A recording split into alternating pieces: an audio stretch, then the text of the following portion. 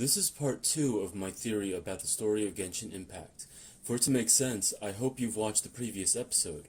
If you haven't, pause this video and click the eye icon for it.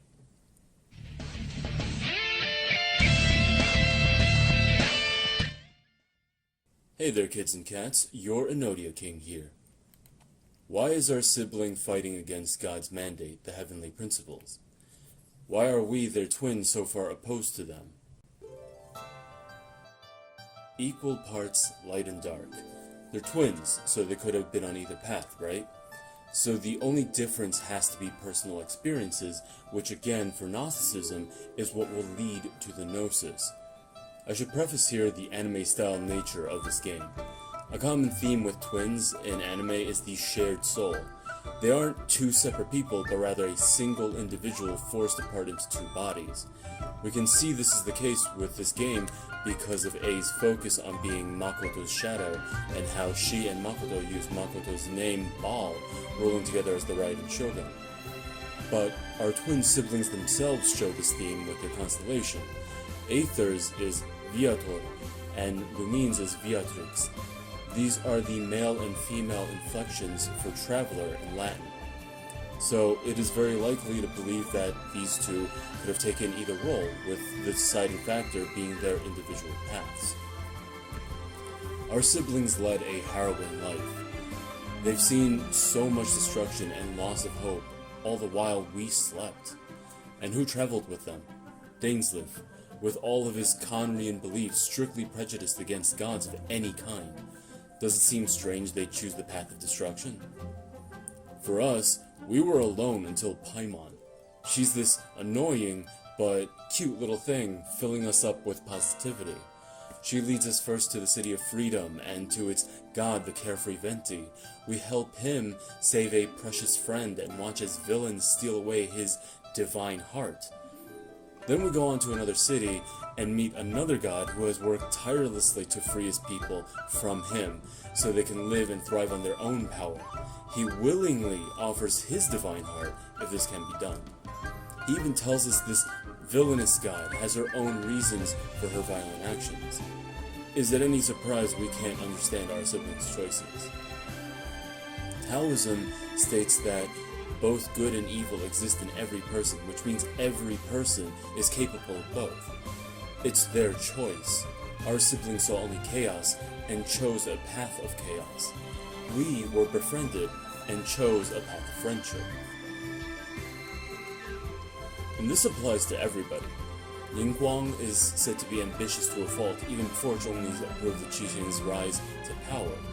Keqing is heretical to somebody from Li Yue, and these are the celebrated leaders of that region. Kaya has many secrets, but is one of the most trusted knights of Favonius. And Kuli just wants to watch the world burn. Or to quote Zhongli from the Beneath the Light of Jedi trailer, "There is a fine line between good and evil." As for how this will relate to the story as a whole, well, that's why it was a good thing we met Zhongli so early on. He's got quotes and life lessons for days. Every journey has its final day. Don't rush. Don't be so quick to come to a conclusion. Don't be like our sibling and the Abyss or Dainsleif. Don't act rashly like A, or commit to a violent course of action like the Tsaritsa. There is a better way and we'll find it. With patience. Nirvana is reached. Gnosis is obtained through our experiences. My advice would be to pay very close attention to Zhongli. I feel MiHoYo are trying to use him as their voice, guiding the players about the direction of the story. You might have noticed how much I relied on him in my Inazuma theory. Okay, with all of that in mind, you guys still with me? Let's figure the story out. So, we already covered how there's a world of divinity, and that's where the true God is. Then we have a physical world made by a false god, and that's where humans live. We also know that in Manichaeism and Chinese Taoism, everything needs to be in balance in equal parts. That also applies to these worlds, the divine light world and Demiurge's dark world. Because Demiurge is preventing the humans he's created from returning to Monad in the light world, it's created an imbalance. I believe this will be the true story we'll figure out after we get through the parts of the story the other theories currently believe. Yes, as it stands, their theories are going to be how we perceive this story. It's an RPG. You gotta be wrong 10 times before you get it right. So, we currently agree with Dainsleif. As of the Requiem of Echoing Depths, our twin doesn't want to side against their sibling, but they know they're wrong, so we're on his side for now. As you can see on the screen though, from the older quest, we already know our travelers are themselves biased against gods, and that'll keep playing out in the upcoming regions. We saw that start to play out in Inazuma, where we opposed the Raiden Shogun. In the version my theory was based on, we would have gone so far as to depose her.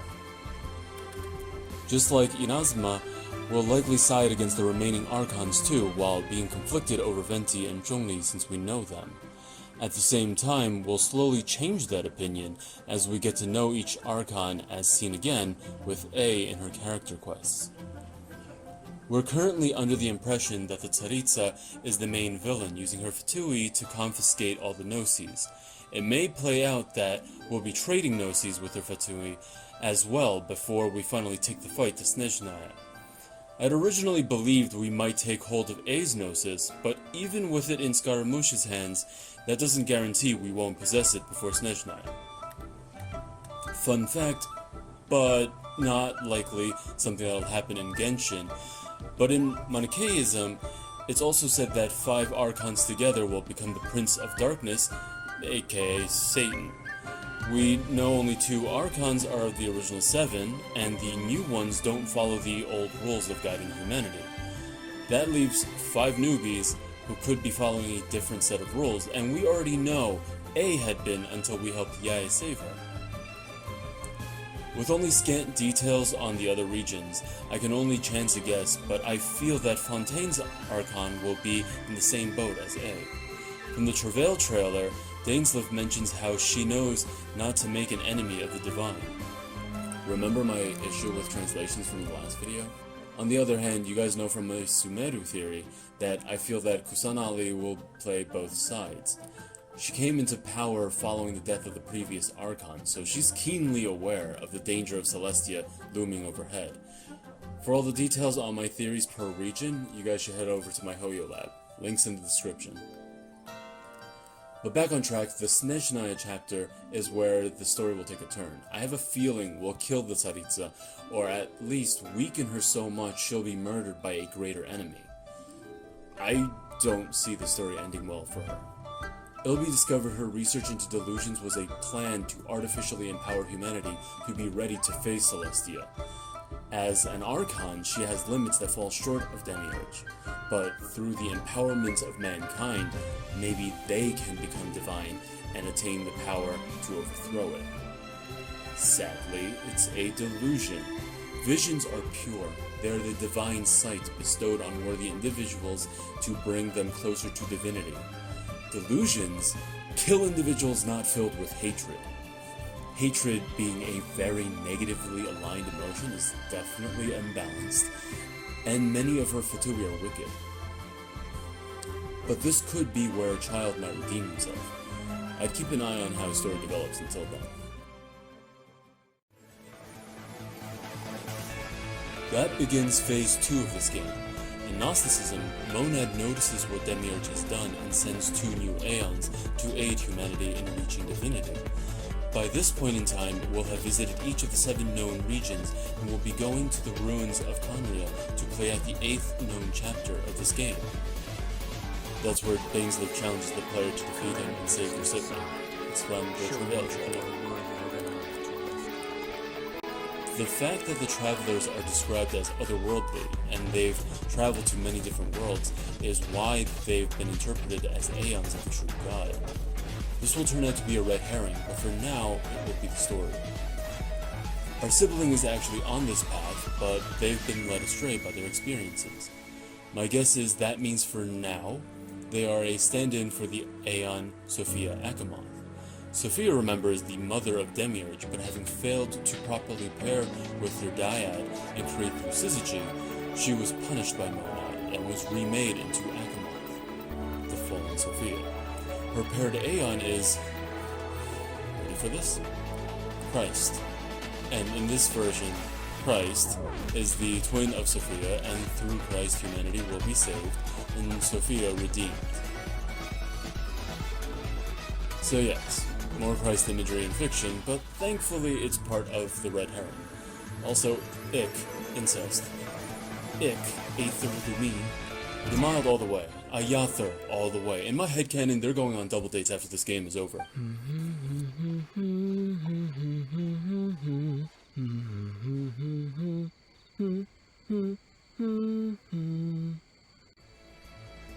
Anyway, I did say we're going to be going down the wrong path too. But having visited the 7 regions, we'll have gotten all of the elemental powers of Tevad on our own without Archon intervention. Phase 2 will be the redemption arc. We'll finally see the truth, some of it, siding back with the Archons and using our 7 elemental powers in our journey into Khaenri'ah. We'll face Dainsleif and defeat him to earn his faith that we can save his people, the Abyss, along with our sibling who he's failed. We'll also have to convince Dainsleif and the Abyss of their faults. They do have a right to not believe in gods, but it's their discrimination of them that got them to use their advanced technology and sciences to create a power rivaling the gods, namely Kemia. And Kemia is dangerous and could have destroyed Tevad. We'll figure out this Kemia stuff because this will also be around the time Albedo loses control. In some event before the final part of Khaenri'ah, Albedo will finally make a discovery about Kemia, but in the process lose himself to it. He already charged us with defeating him if that ever happened, and this is when that plays out. Control. Destroy Mondstadt. Destroy everything. Can I rely on you to stop me? We'll save Albedo, maybe at the cost of much of his power, and that will let us see the truth behind Khaenri'ah's destruction, something Kaya mostly knew already, being the crown prince of the land. I believe Kemia was why the 7 descended on them, and destroyed them, and not specifically because they were under orders by Celestia. My guess is there will be a major battle against the King of the Abyss and our sibling's mentor, Gold. Gold is a wicked person, potentially paranoid and desiring the power of the gods without being subject to them, which is why they hate the Archons and their visions, and tell their people to also hate them, like Dainsleif. So I'm actually changing this part. I'll get into the reasons why later, but for now I'm committing to that last part. I think at worst, our sibling will fall comatose after our fight, and we'll need to keep Dainsleif alive after that battle. Specifically when it comes to Dainsleif, it's because we need to cure him and the Abyss of the curse that he tells us can't be cured. You guys know in any kind of story, if they're saying a thing can't be done to the main character, it'll get done. During this journey through Khaenri'ah, we'll see what Zhongli realized during the end of Phase 1. Remember how I said to keep an eye on him? Last time I said Zhongli understands the Tsaritsa's goals, but disapproves of her methods. What he did with Liyue is similar, except that he empowered his people by nurturing their natural will, and then tested it with Osaya. The Tsaritsa is trying to do that, but the delusions are a crutch, not actually going to help humans progress. But it is possible the Tsaritsa is collecting the gnosis of the other 6 Archons to build a purer form of delusion, a true, greater vision. So, following the Tsaritsa's death, Zhongli may come to that realization.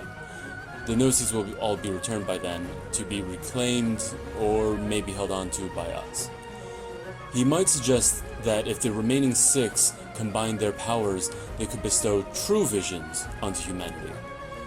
Is that 6-star characters, new elements for all available characters, tag team, all-out attacks? Who knows? This could start playing out as early as Phase 2 with secondary elements per character, but now the Archons together with our Traveler will unite the elements into a single pure vision. Divinity. This new white-colored 8th element could be a story-only kit, like the scripted final boss battles in games, or it could be a power-up which could potentially add new battle mechanics. And by that I mean the Archons could also perfect some kind of elemental unity and we might have new upgraded divine gacha characters with new abilities, something like the battlesuits in Honkai. Story-wise, this is a revelation we'll have figured out. The Elemental Specialist achievements gives us a name card that suggests that there are many elements in Teyvat, but they were limited to just 7. I think that was Celestia's doing, and the part people got right about the visions is that having only one is a limitation. This is why the Archons were so interested in the Traveler. We keep accumulating more elements as we interact with their statues. It is the realization to overcome the artificial limitation imposed by Celestia that will unlock the Divinity 8th element, which is also the Gnosis. Phase 3 will be the home stretch. We will be taking the fight directly to Demiurge and Celestia. I keep saying Demiurge, but who knows what it'll be called in Genshin. Yahweh. Yeah, Christians do not like other religions. We also have a potential candidate for Demiurge. Thanks to Encompassing, we know there's a primordial one, and it might be named Funnies. By this point, we'll know the full scope of the Unreconciled Star story, meaning we'll know that the Teyvat we exist in is a fake, set up by Demiurge and presided over by the Archons. But, unlike Gnosticism, I think the Archons only agreed to it to protect humanity from Demiurge until they became strong enough to defend themselves. Again, look to Zhongli. Remember that this whole thing started just 500 years ago, but we know that Li Yue, Inazuma, Sumeru, and even New Mondstadt were set up long before that. With a new divinity element attained by our character, humanity is finally ready to escape the false sky. Zhongli will have another secret here. And that leads us to the final topic in my theory, and we'll get to that for next time. See you then.